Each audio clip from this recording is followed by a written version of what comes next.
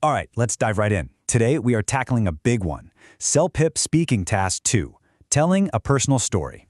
Now, it sounds pretty straightforward, but there is a catch, and believe me, it is a huge one. You get exactly 60 seconds. That's it, 1 minute to dig up a memory, structure a whole story around it, pack it with detail, express some real emotion, and deliver it like you've been telling it your whole life. It's a full-on sprint, not a marathon, and every single second is precious. So that's the million-dollar question, right? How on earth do you take some random memory and spin it into a high-scoring story when the clock is ticking that loud? It feels like an impossible task sometimes, but don't you worry. We are about to break down a super clear, actionable strategy that's going to turn that anxiety into total confidence. So, here's our game plan. First, we'll really unpack the challenge itself. Then, I'm going to give you a powerful storytelling blueprint that you can use for any topic. After that, we'll talk about leveling up your language with some killer vocabulary, mastering the grammar of the past, and finally, we'll look at a direct comparison of what really separates a good score from a truly great one. Okay, first things first, let's get the rules of the game absolutely crystal clear, because understanding the limits you're working with in Task 2, that is step number 1 to absolutely crushing it. Just think about this pressure for a second. You get 30 seconds to prepare. 30! That's barely enough time to catch your breath, let alone outline a compelling story. Then boom, the clock starts, and you have 60 seconds to speak. See, this isn't really about being a great improviser. It's about having a solid strategy ready to go, one you can just execute without even thinking when the pressure is on. And listen, these strategies aren't just some random tips I cooked up. They're all based on the expert materials created by Dena Farhadravesh, who is a fantastic Celpip speaking teacher. So what we're building this explainer on is a foundation of proven knowledge, all designed to help you nail that score you're aiming for. So, we get the challenge. Now let's talk about the solution. And this isn't about memorizing some boring script. Nope, it's about having a flexible, powerful framework. Think of it as a blueprint that you can apply to literally any personal story question they decide to throw at you. And here it is, your 4-step blueprint. Number 1, decide on a story fast. And you got to see the advice here. Make one up. The examiners are not fact-checking your life story, okay? They're scoring your English. Wasting 15 precious seconds of your prep time trying to remember a real vacation is a recipe for disaster. Just invent a good one. Second, your story is in the past, so your verbs have to be too. This is totally non-negotiable. Third, sprinkle in those descriptive details to really paint a picture. And finally, number 4, tell us how you felt.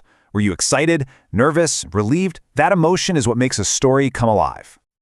Now, to make that blueprint even easier to use, here's a little toolbox of opening phrases for you. Do not waste a single moment of your speaking time fumbling for a way to begin.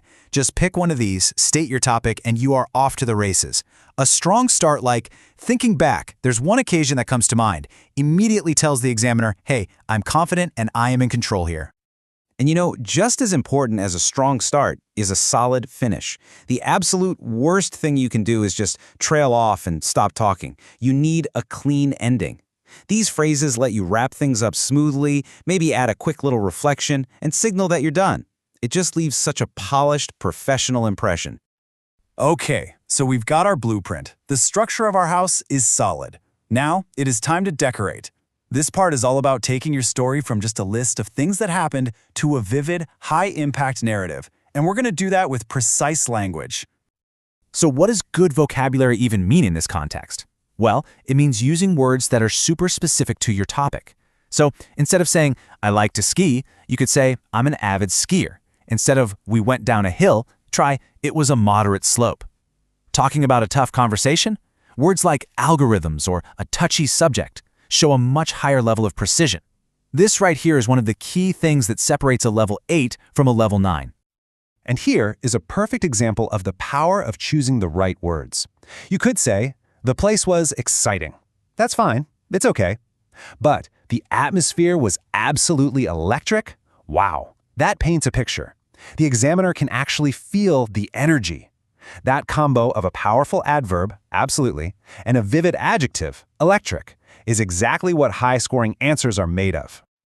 Here are some more of those powerhouse pairings. Seriously, these are like secret weapons for adding detail and precision. Instead of just saying, I was surprised, how about I was utterly astonished? Instead of, it was a good memory, try, it was a truly unforgettable moment. If you start working these into your practice, your language is going to sound so much more sophisticated and controlled, which is exactly what the examiners are listening for. All right, we have the structure, we've got the powerful vocabulary, but for this house to stand tall, its foundation, the grammar, has to be rock solid. And for task 2, that means one thing above all: mastering the grammar of the past. This is it, the single most important rule for this entire task. It's a story about something that already happened, so every verb you use to describe the action has to be in a past tense. It sounds so simple, but believe me, under pressure, it's so easy to slip up. Being consistent here is absolutely critical for a good score. You know, even a tiny error can kind of disrupt the flow and make it harder to listen to. Take this example. The correct way to say this is, I explained the basics to him. Now, an examiner will probably understand, I explained him the basics. But that awkward phrasing, it signals a little lack of grammatical control. These are those small, repeated mistakes that can keep a score stuck at a level 8. Now, when you hear the phrase complex grammatical structures in the scoring guide, please do not panic. It doesn't mean you need to use these long, confusing sentences. It just means linking your ideas together logically. So instead of, I was nervous, it was my first time, you connect them. I was nervous because it was my first time. Using words like since, while, and because shows the examiner you can build more sophisticated sentences. Okay, this is where it all comes together. We've gone over the structure, the vocabulary, and the grammar. Now let's put it all under the microscope and do a side-by-side comparison to see exactly what makes the difference between a pretty good score and a fantastic one. Let's break this down piece by piece.